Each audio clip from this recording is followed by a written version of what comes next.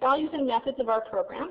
First of all, the course integration. And this is what distinguishes us from supplemental instruction. Even though supplemental instruction is a system whereby people come back to a class they've taken and they are enhancing it, supplemental is extracurricular.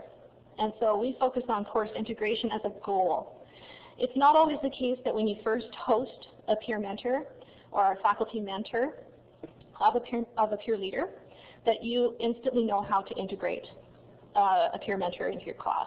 It has a learning curve for instructors as well. It's not something that is instantly intuitive.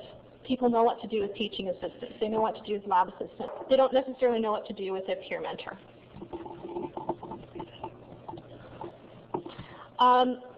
Instructor collaboration is another principle. The peer mentor or peer leader is cooperating with an instructor. There's engagement there, two-way engagement. They co-design their roles before the course begins because there does need to be an adaptability and a flexibility. What does the peer mentor have in terms of skills, enthusiasm, their vision for how they can enhance this class? And what does the teacher think is appropriate? The philosophy of the teacher, they're still the captain of the course. And so there does need to be some collaboration. It's not that the people in charge of educating peer mentors say, they have to do this in your class, or they're doing this in your class whether you like it or not. No, no, no. We're not about that. It's about matching people who are going to then work together in some form. They also experiment and adapt their roles throughout the term. Peer mentor education is very important in our model.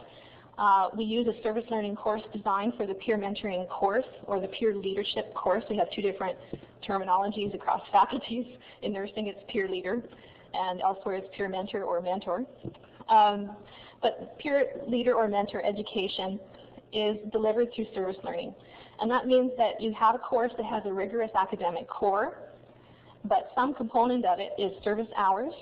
And through the conjunction of service hours and academic learning hours, you come in and you reflect. And the reflection is a mixture of the theory and practice. And without the reflection, you would have oil and water. You'd have just doing service hours and then coming to your peer mentoring class. So it's about designing that class so that those two halves come together in a meaningful way. And what they're reading about higher education or student engagement in higher education or skills or even some basic things about how to take blood pressures, those kinds of things mesh with what they've experienced that week or in the past month.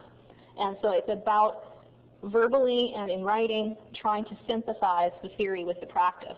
And that's what they get graded for. They don't get graded for the number of hours or the number of mentees.